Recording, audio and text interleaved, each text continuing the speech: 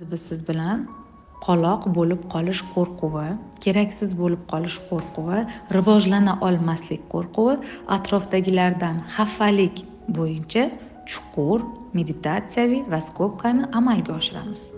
Buning uchun qulay o'tirib oling.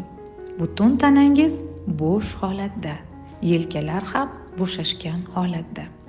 Tortishib turgan yuz mushaklari ham bo'shashgan holatda.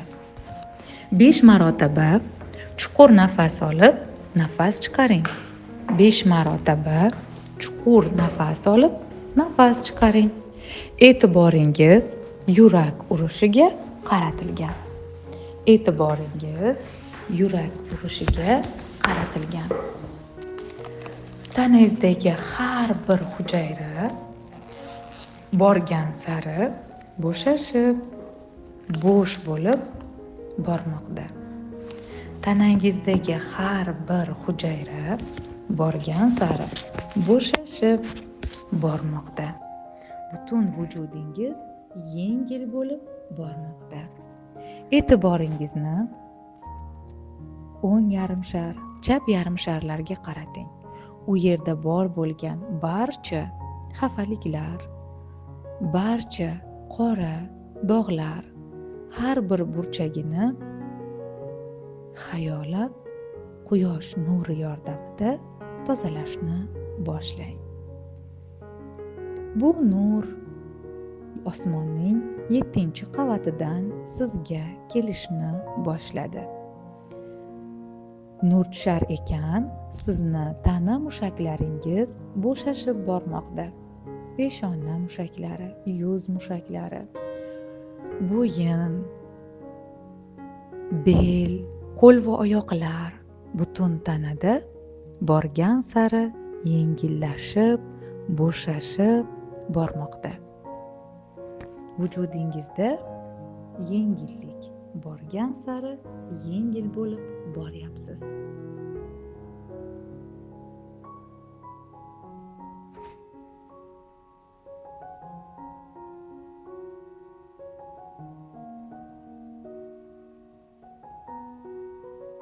Ana endi siz o'zingizni chiroyli, uzun yo'lakda yurib borayotganingiz haqida o'ylang. Agar siz tasavvur qila olmasangiz, bolaligingizni eslang. Bolaligingizda siz maktabdan qaytgansiz. Shuni ko'z oldingizga keltiring. Yo'lda yurib maktabdan kelgansiz. Buni eslang. Esladingiz, maktabdan kelayotganingizda yo'ldan yurib kelgansiz. Aynan o'sha yo'lak faqat anchayin chiroyli, anchayin go'zallashgan. Bu yo'lak borgan sari yana ham chiroy ochib boryapti.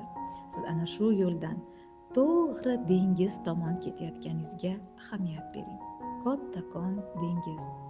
Bu dengizda ko'k suv, plyaj va oyoqlaringizga issiq qum taftini his qilyapsiz. Tanangizda ana shu osmondan va yerdan kelayotgan issiqlikning lazzatini tuyishni boshladingiz. Va dengiz tomon yurishni boshladingiz. Oyoqlaringizni muzdek dengiz suviga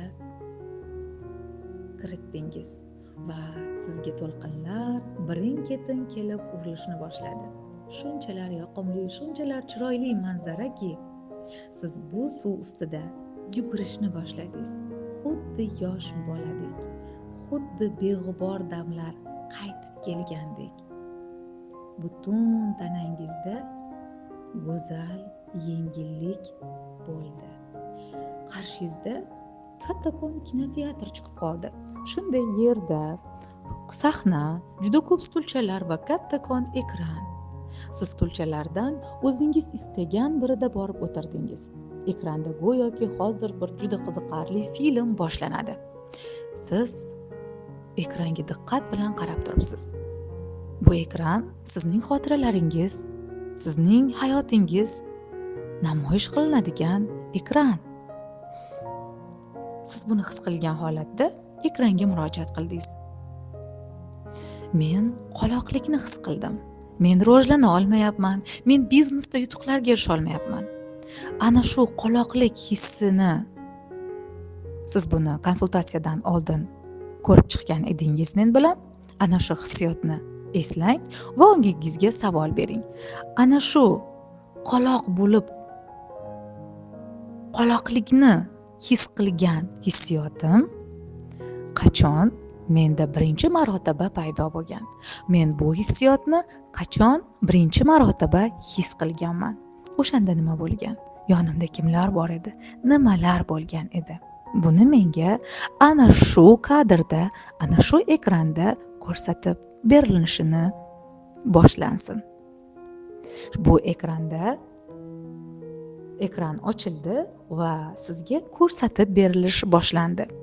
Ya'ni qachondir sizga birinchi marotaba san qo'lingdan hech narsa kelmaydi, sen orqada qolyapsan, sen ikkinchisan yoki seni o'zlashtirishing past yoki sen orqadasan, sen oldinda bo'lishga loyiq emassan. Bu hissiyotni sizga kim ilk marotaba his qilishingizga sababchi bo'lgan ekan? Ekranda bu sizga ko'rsatilindi. Qarang, kimlar bor? Kimlarni ko'ryapsiz?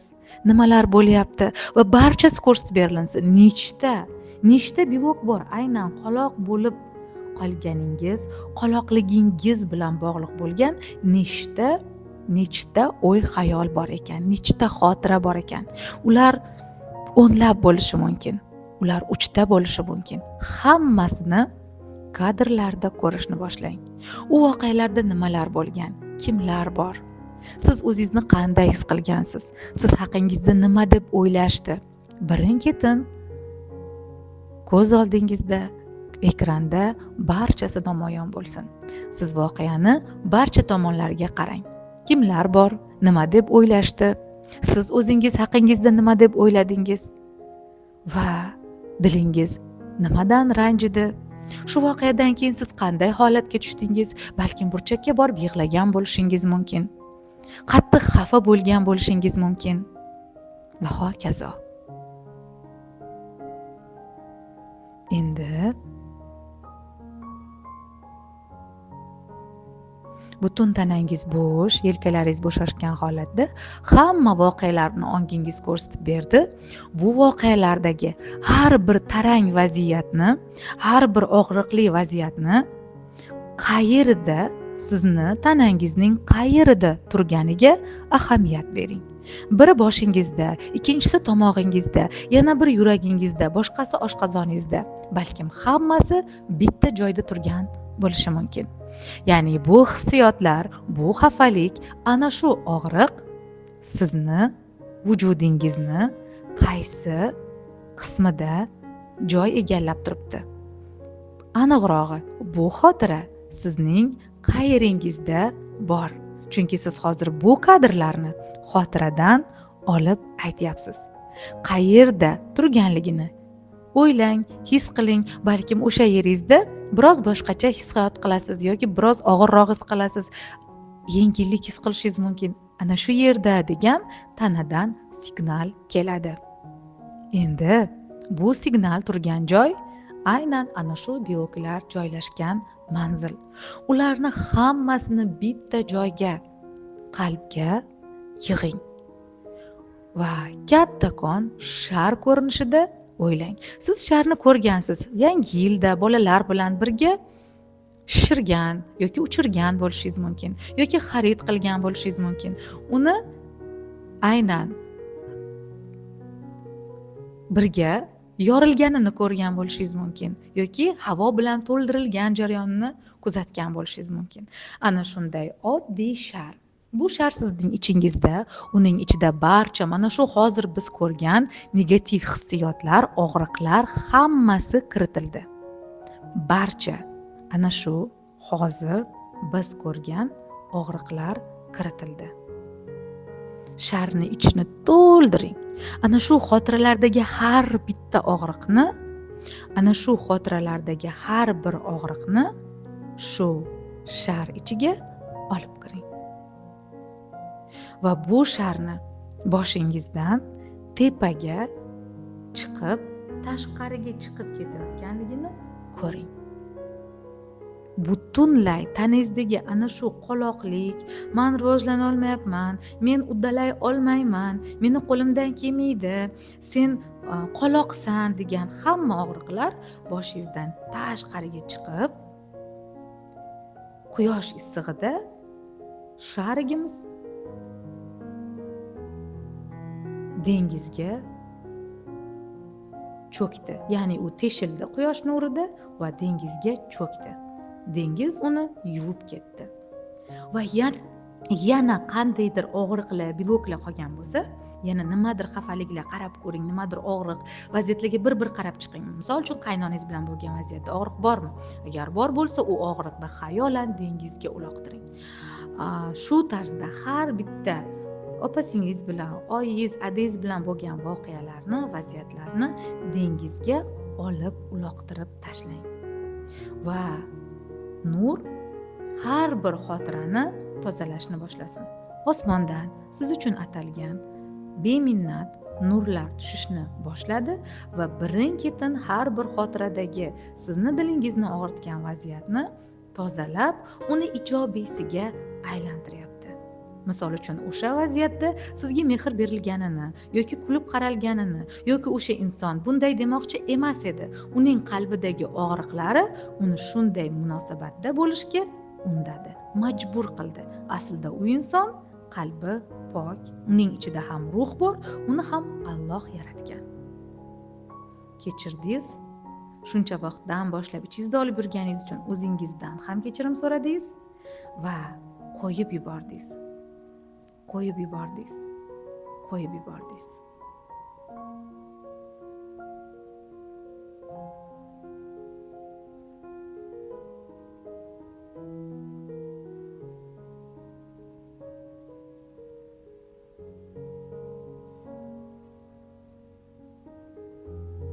Yengil bo'lganingizni ko'ring va qarang, o'zingiz Nasiba qanaqa qiz?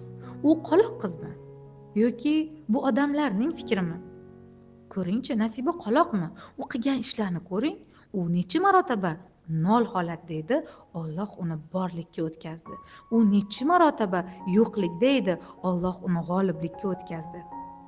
Qoloq degan gap kimga tegishli? Balkim bu oyingizdan, balkim qaynonangizdan, balkim biror bir siz ishlayotgan biznes hamkoringizdan, mijozlaringizdan kelayotgan fikrdir. Buni olib ularning qo'liga bering.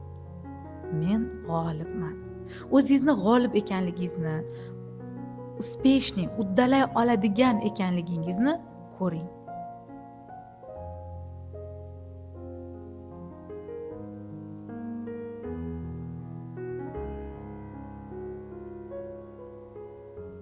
G'olib ekanligingizni ko'ring.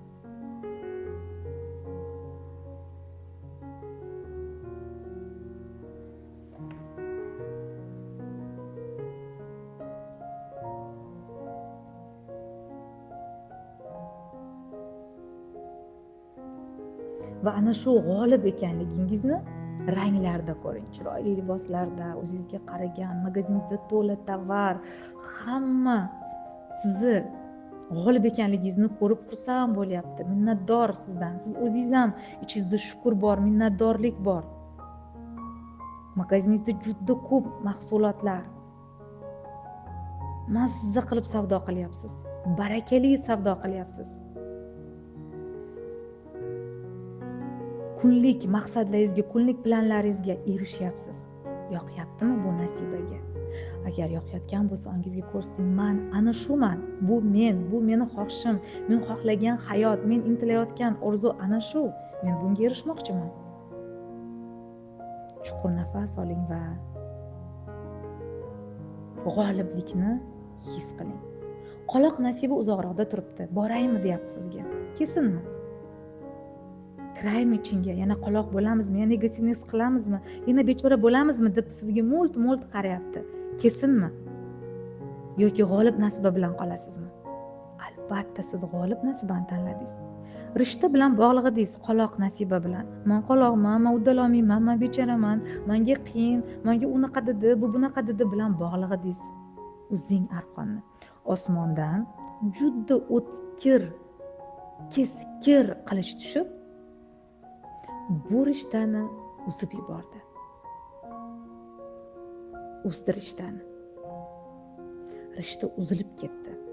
Nasiba, eski Nasiba xo'mraygancha orqasiga o'girilib,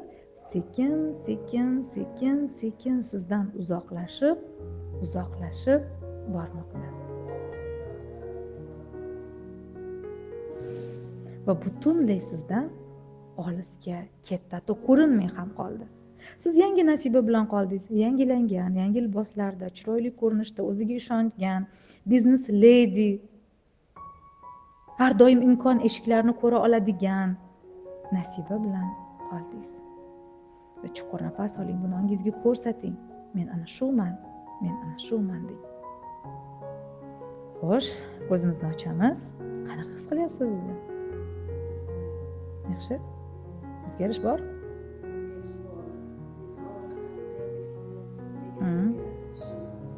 Demak, ajdodiy.